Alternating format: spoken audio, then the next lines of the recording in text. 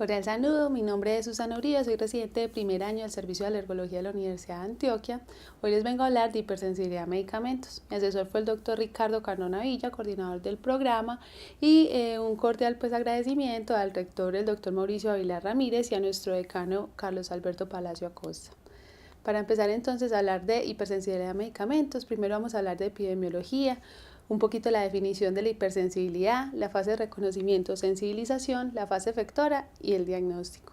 Para hablar de epidemiología, entonces es necesario decir que se ha informado más o menos que las reacciones adversas a medicamentos afectan a un 10 a un 20% de los pacientes hospitalizados y se estima que puede afectar hasta un 20% de los pacientes ambulatorios. Eso en realidad es una estimación aproximada, ya que muchísimos de los diagnósticos no se realizan, ya que las personas, sobre todo ambulatorios, no lo reportan o son eventos autolimitados que no consideran importantes. Dentro de estos, entonces, la mayoría van a ser de tipo A, que más adelante vamos a especificar cuáles son. Y ya, las reacciones de tipo B son mucho menos comunes y equivalen alrededor del 10 al 15% del total de las reacciones adversas a medicamentos. Dentro de estas reacciones de tipo B se ha hablado que las más comunes son a los antibióticos beta-lactámicos y otras causas comunes son los medios de radiocontraste, bloqueadores neuromusculares y los antiepilépticos. Son pocos los estudios que se han realizado de epidemiología. Este es un estudio muy importante que se realizó en el 2014, donde se contó con la participación de 22 unidades de alergología en 11 países de América Latina, dentro de los cuales participó nuestra unidad de alergología, encabezada del doctor Ricardo Cardona. Se tomaron alrededor de 6.636 pacientes y el estudio tuvo una duración de 2 años, donde se identificaron historias clínicas que tenían una alta correlación con reacciones adversas a medicamentos. Las conclusiones a las que llegó este estudio es que la mayoría de reacciones adversas a medicamentos ocurrieron por AINES. Sin embargo, de las reacciones de tipo B, que es en las que nos vamos a enfocar en el transcurso de las charlas, se identificó que el 60% eran reacciones de tipo 1 y que equivalían a los beta-lactámicos, donde se lograron identificar IgE específicas para estos medicamentos. Se encontró que en la clínica la sintomatología más común fue la erupción maculopapular y la urticaria. Se encontró mayor prevalencia en mujeres que en hombres y en niños. En realidad el sexo no fue un diferenciador importante. Entonces, una reacción adversa a un producto farmacéutico y o diagnóstico constituye un peligro muy importante en la práctica de la medicina. Como ya les he mencionado, se pueden subdividir en tipo A y tipo B. Las reacciones de tipo A son reacciones que son predecibles, que inclusive antes de aplicar el medicamento ya sabemos que pueden ocurrir, mientras que las tipo B son impredecibles o síndromes inesperados que están restringidos a una subpoblación vulnerable. En esas reacciones de tipo B es en las que nos vamos a centrar en el transcurso de las charlas. Dentro de estas entonces, sobre todo de las de tipo B, vamos a tener que acá es donde ocurren las anafilaxias y donde ocurren todos los mecanismos inmunológicos que les voy a explicar a continuación. Esas reacciones de tipo B, en su definición, son independientes de la dosis, son impredecibles, nocivos y no deseados, y ocurren tomando una dosis que es normalmente utilizada en humanos.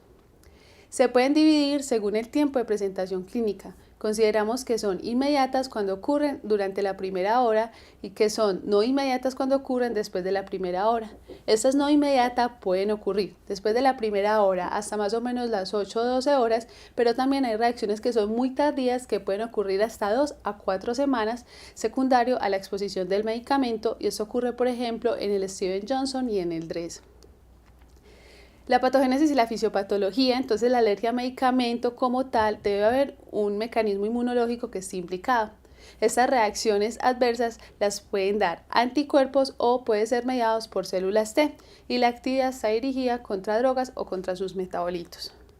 Tenemos entonces una fase donde hay una inducción y sensibilización. Esta fase es generalmente asintomática, o sea, no hay una clínica en el momento de la exposición al medicamento, pero sí se genera un proceso de sensibilización celular.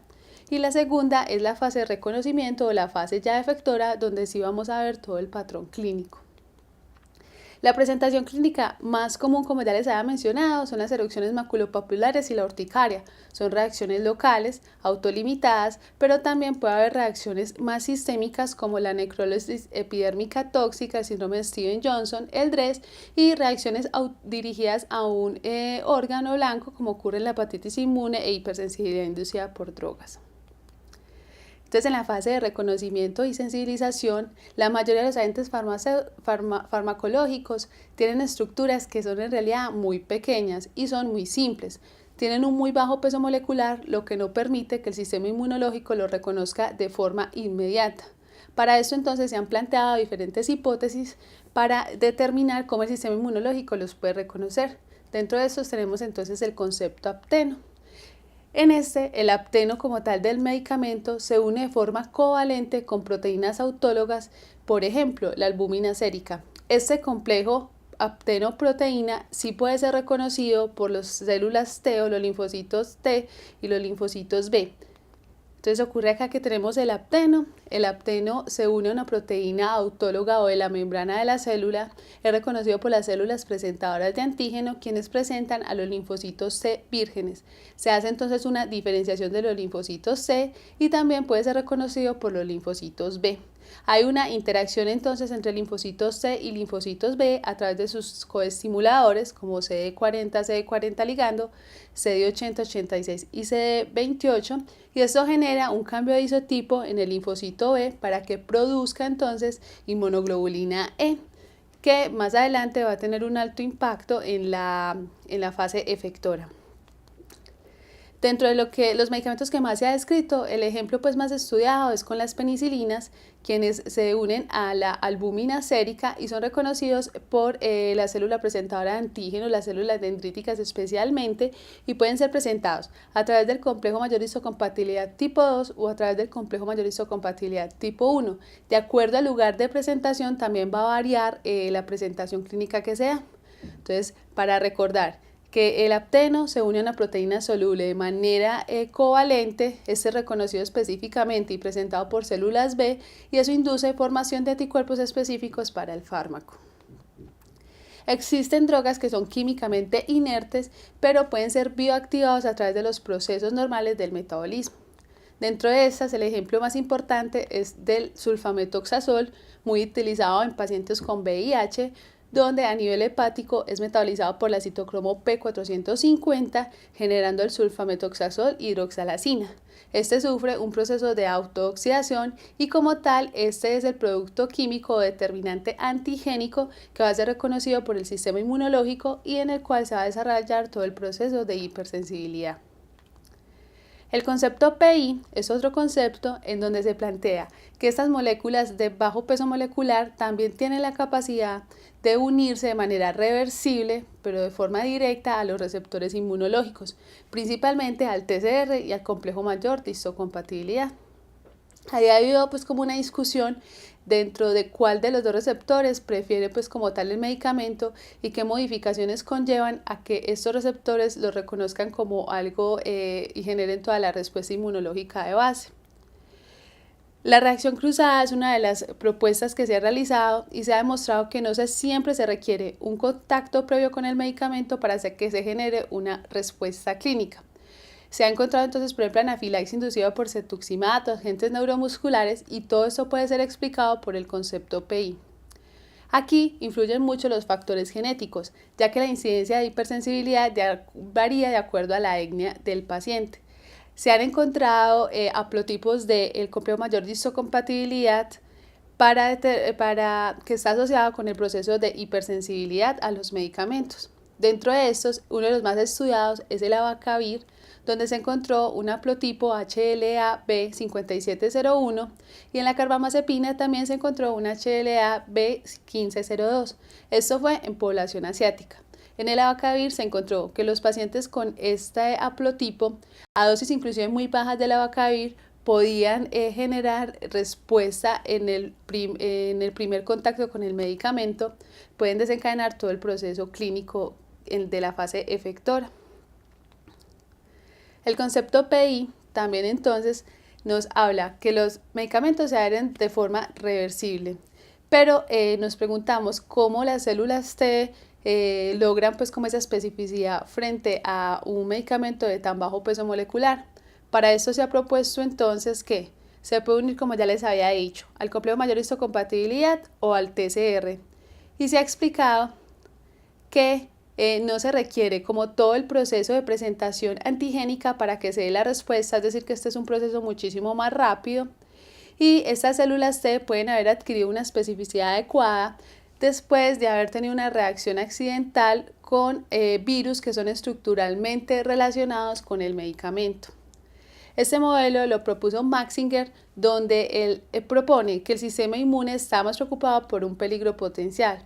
Entonces, una exposición concomitante a químicos, drogas o agentes infecciosos puede desencadenar o amplificar la respuesta inmune, y eso hace que un estímulo insuficiente, en este caso ya sea suficiente para generar una respuesta inmunológica.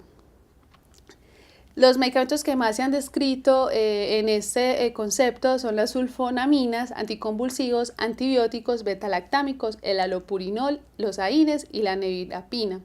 Y se ha asociado con reactivación cruzada con virus como el herpes humano y el citomegalovirus. En el caso, por ejemplo, del DRES, se encontró que puede haber una reactivación del herpes humano, y eso se asocia con una prolongación de los síntomas del DRES y un aumento en la gravedad como tal de los síntomas. Eso se explica porque las células T específicas del virus pueden reaccionar de forma cruzada a los aptenos o péptidos de los medicamentos que son presentados por el complejo mayor de histocompatibilidad. Un receptor que se encontró hace aproximadamente 3 años fue el MRGPRX2.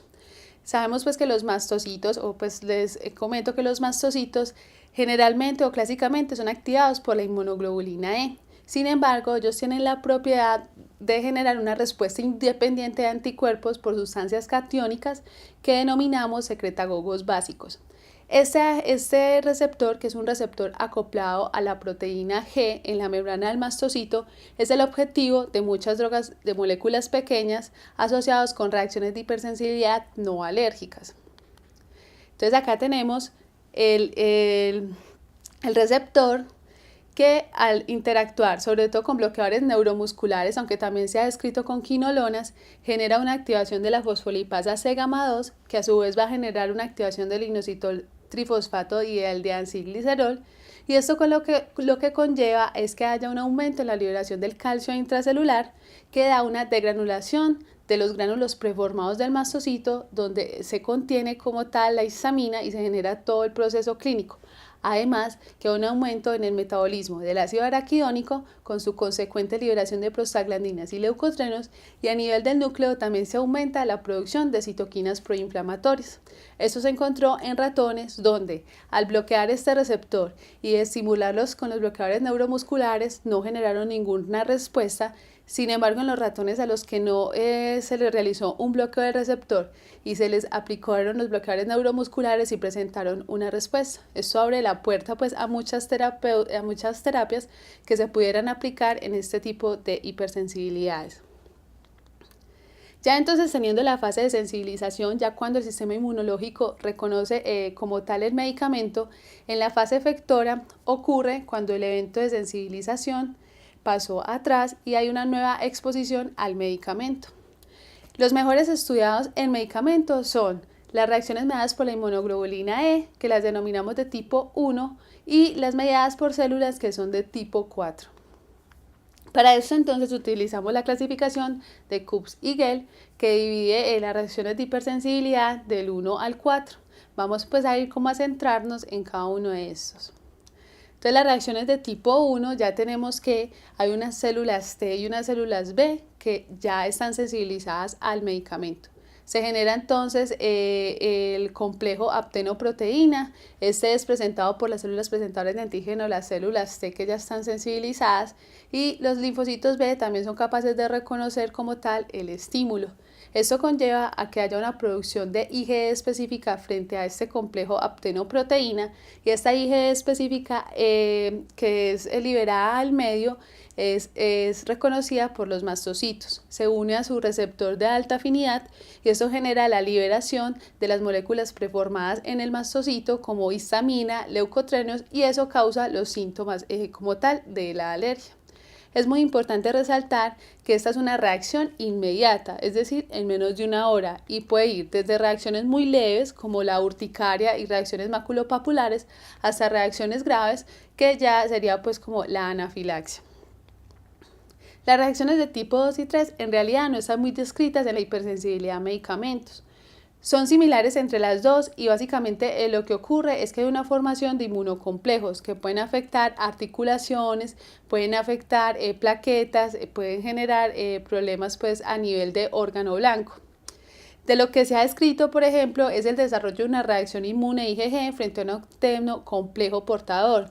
Aunque esto es bastante raro, está documentado cuando se dan dosis muy altas de tratamiento de penicilina y cefalosporina.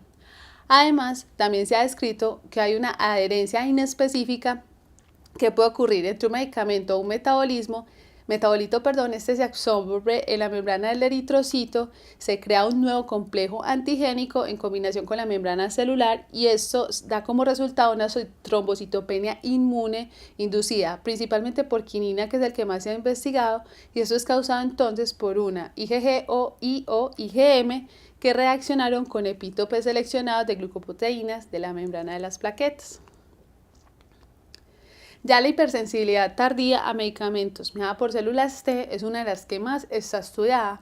Cuando Kulps y Gebs ellos propusieron pues como toda la división del sistema de hipersensibilidad, no tuvieron en cuenta que las células T se subdividen en varios tipos, TH1, TH2, TH17.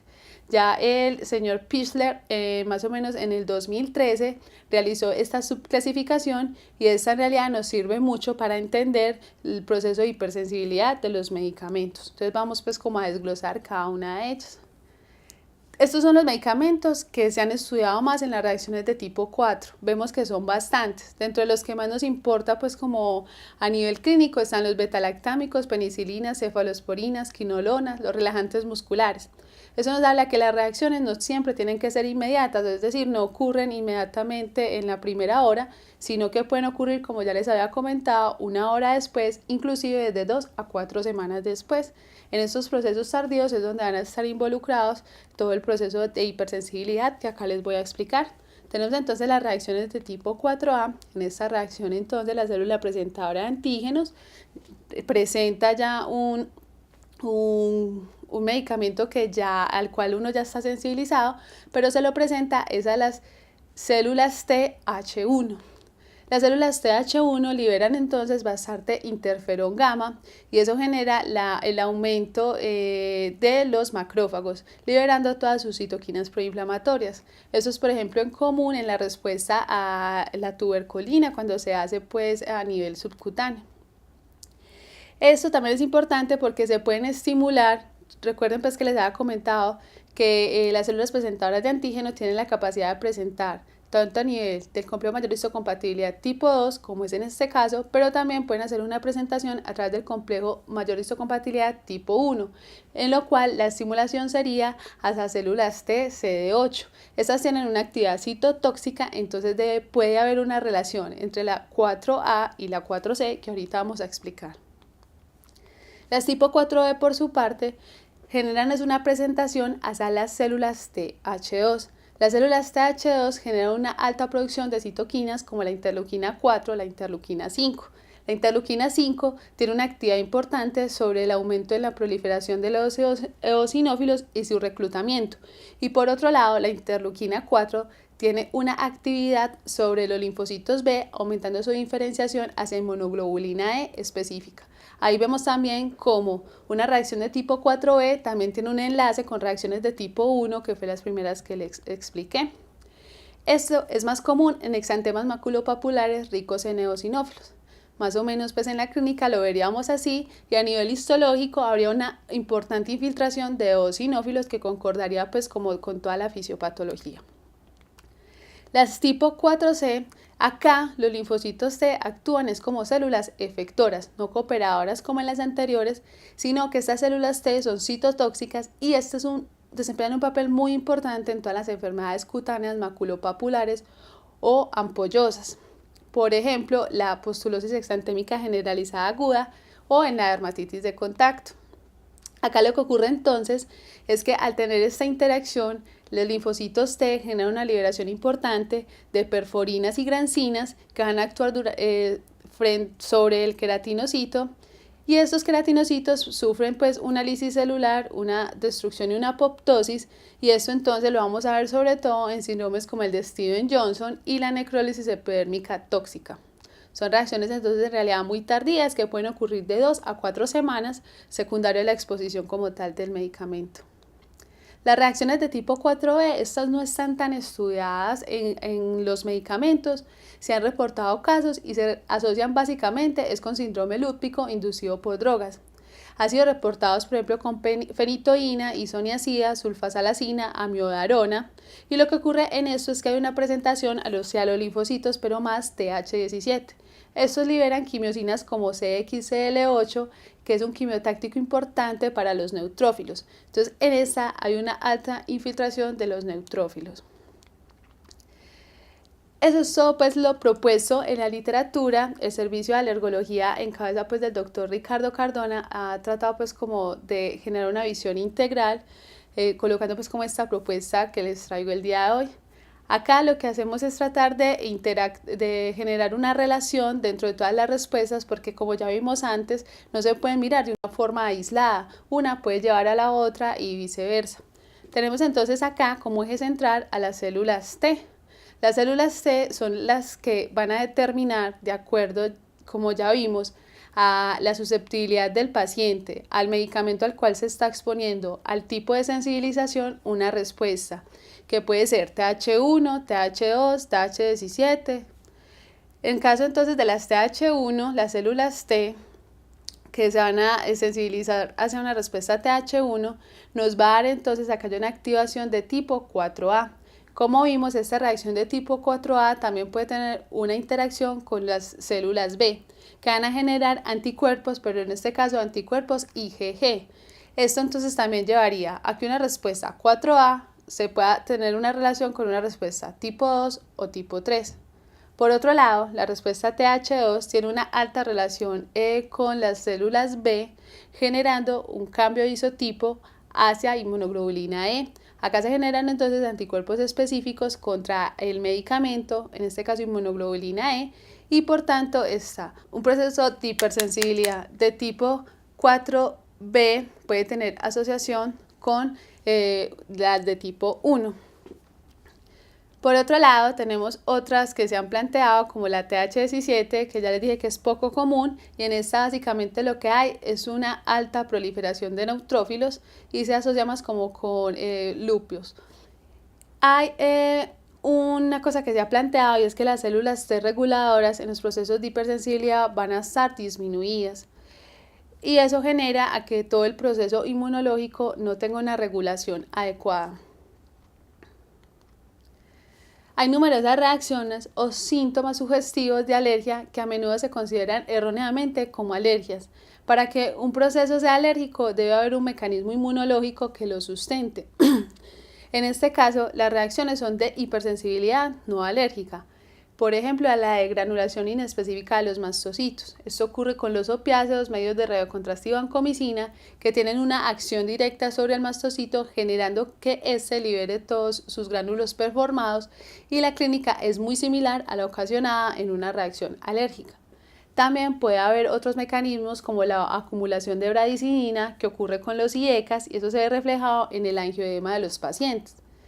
Otras son la actividad del complemento como la protamina, o la alteración del metabolismo del ácido araquidónico, generando un aumento importante de las prostaglandinas y leucotrienos, que también se ve reflejado en la clínica. Y ya otras como las reacciones que estas son de tipo A, donde ciertas sustancias pueden inducir por sí solas un broncoespasmo sin que necesariamente haya una liberación de mediadores, como ocurre con los beta-bloqueadores o el dióxido de azufre. Entonces tenemos como conclusiones que las reacciones adversas a medicamentos son eventos comunes en nuestro medio, mucho más de lo que uno cree, y que muchos están subdiagnosticados. Muchas veces la causalidad es difícil de determinar, pero es importante diferenciar entre cuáles son de tipo A y tipo B para los estudios consecuentes. Aún queda muchísimo por conocer e investigar en este campo. Cada día surgen nuevos avances y teorías que hacen más acertado el diagnóstico en estos pacientes. Y la frecuencia y severidad de la hipersensibilidad a medicamentos tiene una alta relación con la sensibilidad de los individuos. Conocer y entender cuáles son las poblaciones susceptibles a través de estudios genéticos abriría o va a abrir la puerta a varias alternativas de prevención en este tipo de eventos. Muchas gracias.